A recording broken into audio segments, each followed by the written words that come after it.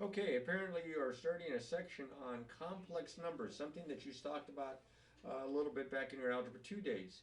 Complex numbers include all the real numbers, but it also includes a whole other set of numbers called the imaginary numbers.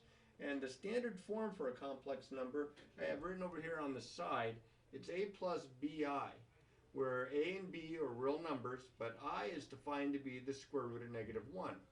So what we'll be allowed to do with the idea of these imaginary numbers is what we couldn't do before with real numbers, and that's that we can take the square root of a negative number. Now, in the very first problem, it says solve for a and b, and this one's about as straightforward as you could hope for, because you can see on the left side I have a plus bi. On the right side, I also have a plus bi.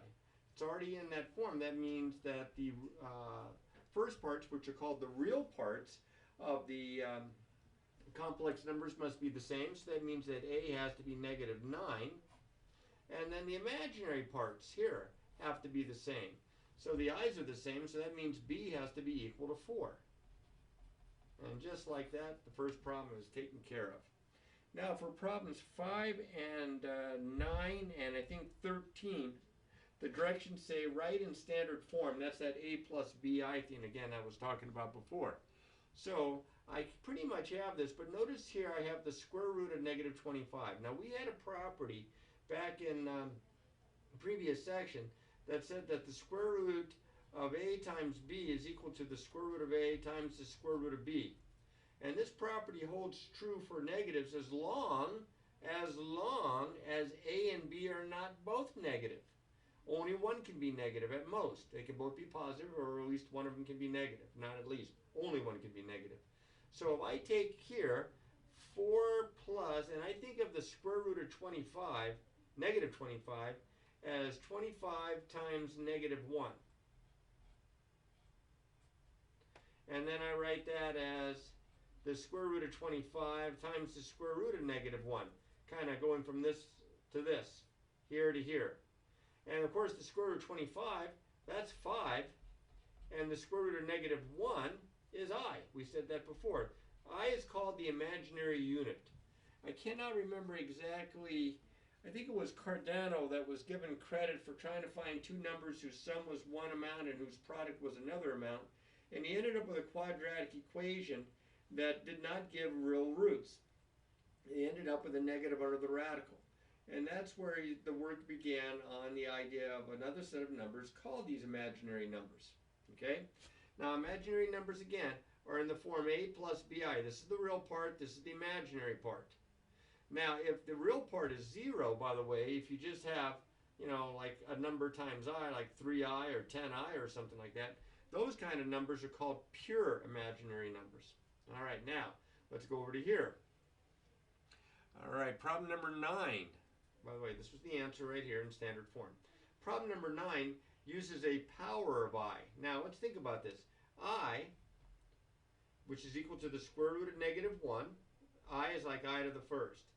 I to the second power would mean that I would have the square root of -1 times the square root of, oh, hang on a second, maybe I'm thinking of this wrong here. If I square this side, then I would square this side, and I would have the square root of -1 squared, and that would just give me -1, which is the radicand. I almost used the property I said that you couldn't use. All right, next thing up is if I have I to the third power. I to the third power is I to the second power times I to the first power, which is -1 times I, which is -I.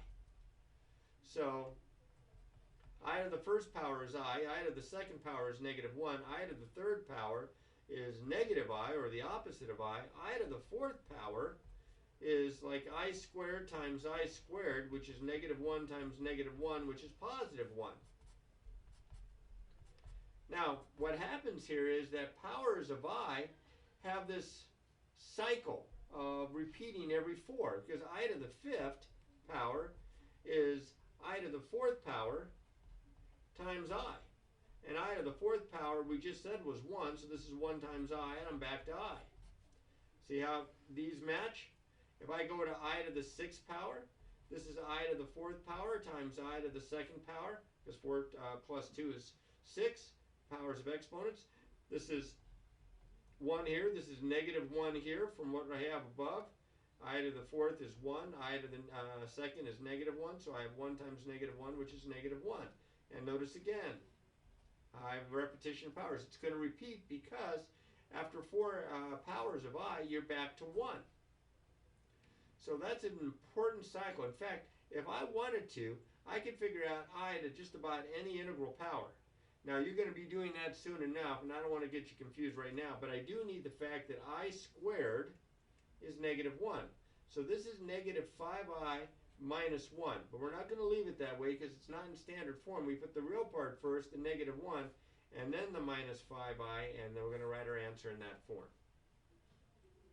Now here, if they throw a decimal at you, but don't panic, this is the same thing as the square root of 0.09 times negative 1. I kind of did that before when I took the square root of negative 25. Well, what happens is the square root of 0.09 times the square root of negative 1, this actually is a nice rational number. This is 0.3. 0.3 times 0.3 is 0.09. And of course, this is just I, so we can write it in this form. Now, you don't have to, unless your teacher tells you to, you don't have to write this as 0 plus 0.3 i's so that you have the real part and then the imaginary part. I'm sure your teacher's going to be a little bit more happy if you just leave it in this form rather than write it in this form. But that's based on the teacher's preference, and we want to keep the teacher happy. All right? Now, I'm going to save myself a little bit of aggravation on problems like 13 where I have that negative. I'm just going to think of the negative as a factor of negative 1 and pop the I out. That sounds gross, but pop the I out all the same. So I'm going to do that here on these next couple of problems. I have here negative 1 plus. Now this is the square root of negative 8. Now that negative is like the I, but the 8, square root of 8, a little scratch work over here if I didn't go off the screen. That's 4 times 2. So that's the square root of 4 times the square root of 2. That's 2 square roots of 2. So this becomes 2 square roots of 2i. Now I'm not crazy about putting the I after a radical, because sometimes the radical sign kind of carries a little too far and it looks like the I is underneath the radical. I'll show you how I would write that, but again, it's kind of based on what your teacher wants you to do. Now over here I have plus 8 minus, now the square root of negative 50. Now the negative, that's the I, but the 50, that's 25 times 2. So this is the square root of 25 times the square root of 2. This is 5 square roots of 2. So this becomes 5 square roots of 2 I. Now, the parentheses are there and kind of just name only. We don't really need them because there's nothing out in front of either set of parentheses other than an understood factor of 1. So we could just drop those. Now watch how I'm going to write this. I like to put the I, instead of after the radical, in front of the radical. So I'm going to write 2i square roots of 2. And then I'm going to drop these parentheses 8, and I'm going to write this as minus 5i square roots of 2. And then I'm going to just try to simplify this, kind of like I would combine like terms in a polynomial. These are constants. Those are like terms. That's 7. And believe it or not, these two terms are like terms. They have like radicals with the I and with the square root of 2. So I have plus 2 of them. I have minus 5 of them. That's minus 3i square roots of 2. Now don't lose the I there. Okay? It's easy enough to get in a hurry and then all of a sudden drop something out and then the problem's wrong. But once I have simplified my radicals, then I look to combine like radicals if possible. Fractions down here. Now this negative out in front is like a negative 1. So I'm going to write this as negative 3 halves minus 5 halves I. And then this plus sign, this is problem 21, remember. This plus sign in front here is not going to affect it. It's like a positive 1 out in front, so I'm just going to drop those. Now the worst thing about this problem is not the imaginary I, is the fact you have some fractions that you have to add. So a little bit of scratch work here. These are like terms, not like denominators, but like terms. Negative 3 halves plus 5 thirds. My common denominator would be 6. Multiply the bottom by 3, the top by 3. Multiply the bottom by 2, the top by 2. and I get 1/6. So when I add a negative 3/2 and a positive 5/3, I get a positive 1/6.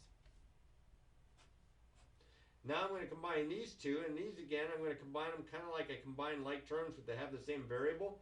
Here the I, or the same radical, like radicals.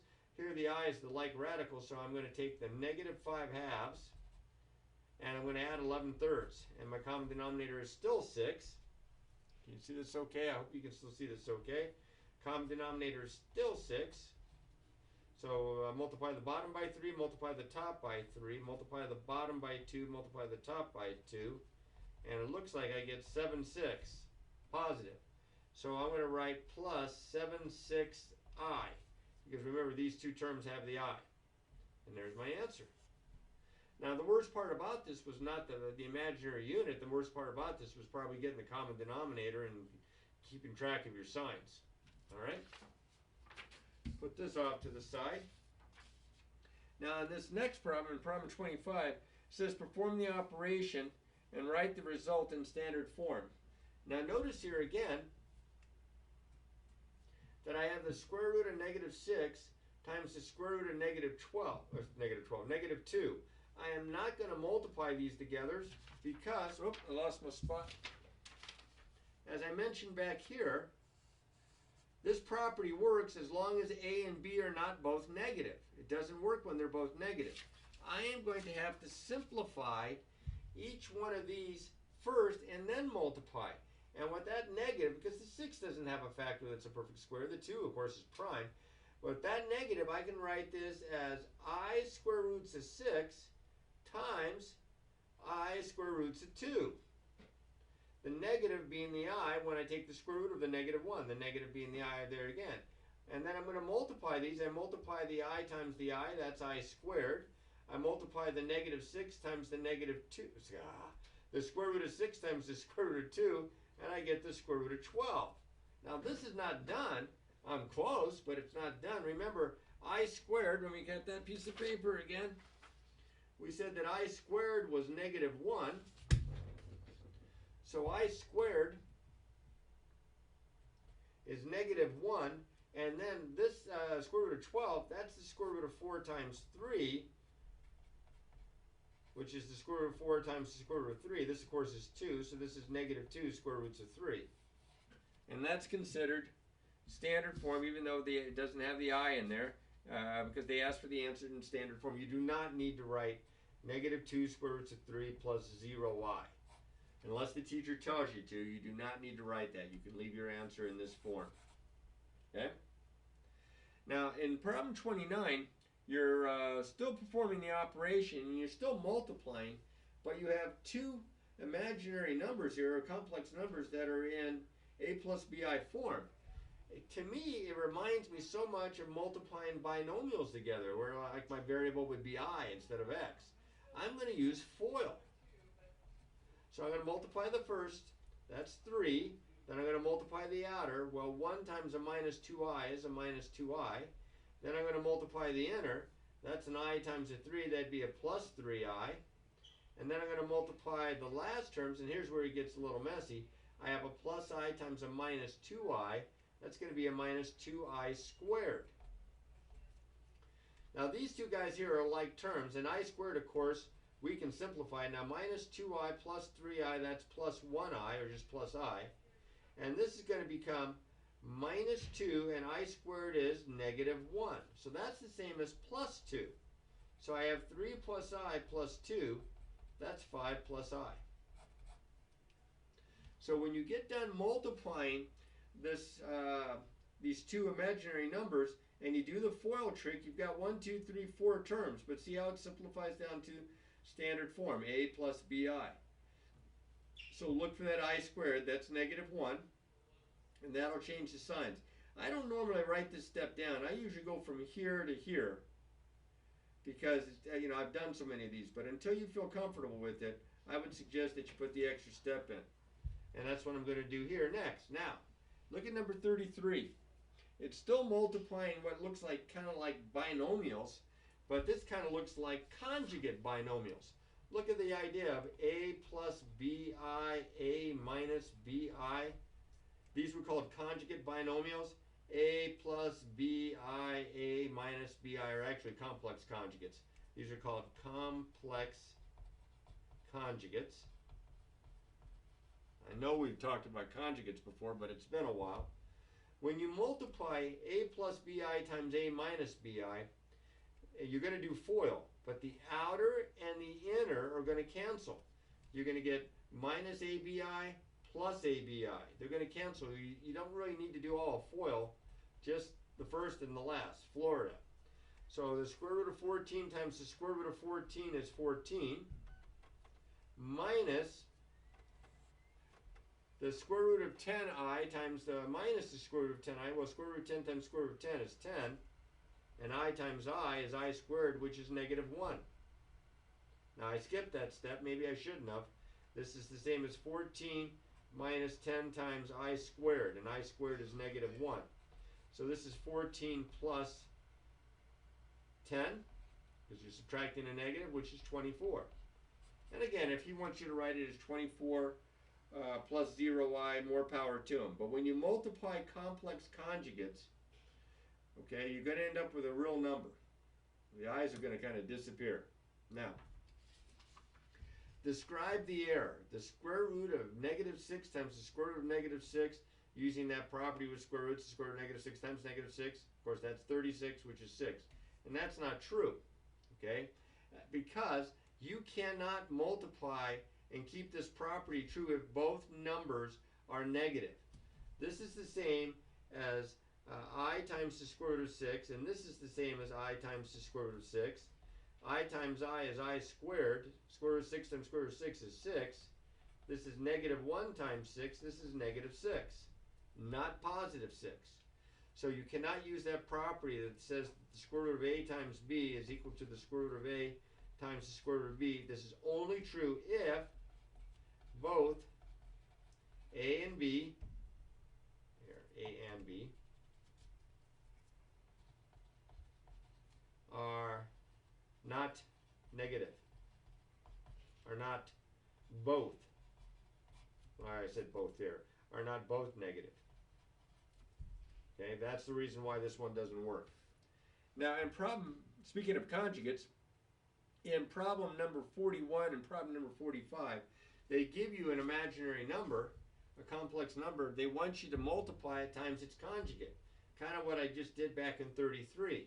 Well, first things first, what's the conjugate? Well, the conjugate looks exactly like the original, but you change the sign in the middle. So this conjugate would be negative 6 plus the square root of 5i. So I'm going to multiply negative 6 minus the square root of 5i times negative 6 plus the square root of 5i. Again, because these are conjugates, you don't have to do all of FOIL. You just multiply the first and the last. Negative 6 times negative 6 is 36. Negative square root of 5i times positive square root of 5i is negative square root of 5 times square root of 5 is 5. I times I is I squared, which of course I squared is negative 1. So this is the same as 36 plus 5, because this is negative 1, and that's 41. I told you that when you multiply complex conjugates, you get a real number. And in this case, I got 41. Almost done. Now we do it again, but this one isn't quite all the way simplified, so I'm going to simplify it first. I'm going to write this. You see this? Okay, there it is. First things first, here's its complex conjugate. 3 plus the square root of negative 2. The square root of negative 2 is the square root of 2 times negative 1. Square root of 2 times the square root of negative 1, that's an I. So this is the square root of 2i, or better yet, I like I square roots of 2. So this is 3 minus I square roots of 2 times 3 plus I square roots of 2. Simplify them first. I didn't want to multiply two things that both had those negatives underneath there. So these are conjugates, so let's do the FOIL thing, but remember, it's just the first and the last, if you can see that still. So 3 times 3 is 9. Negative times positive is negative. I times I is I squared. Square root of 2 times square root of 2 is 2. So this is 2i squared, which is 9 minus 2 times negative 1, which is 9 plus 2, which is 11. It's going to take some practice. Now he assigned every other odd numbered one. I would go back and until I feel really comfortable with this, I'd go back and do the other odd numbered one so I could check at least my answers in the back. The last two problems are division, and there is no nice slick way to divide. And notice how they wrote these division problems on page 180, 47 through 58. Excuse me. They wrote them as fractions because we have the numerator in the being the dividend and the denominator being the divisor. Well, I remember is equal to the square root of negative 1, so it's like you have a radical in the denominator. And you can't leave a radical in the denominator. Remember, the simplest radical form, no radicals in the denominator. So, believe it or not, to simplify this, we've got to rationalize the denominator. That's how we divide it, by rationalizing the denominator. And to do that, since there are two terms, we're going to use the conjugate. The conjugate of the denominator, which would be 4 plus 5i. I'm going to multiply top and bottom by the conjugate. Now up top, I'm just going to distribute. That's 16 plus 20i. But in the bottom, I'm going to do the little conjugate trick that I just did by multiplying the first 16 minus the last. That would be 25i squared. Now remember, I squared is negative 1, so this is the same as 16 plus 25, which is 41. And I don't think the author's going to leave it this way. I think he wants it in a plus bi form.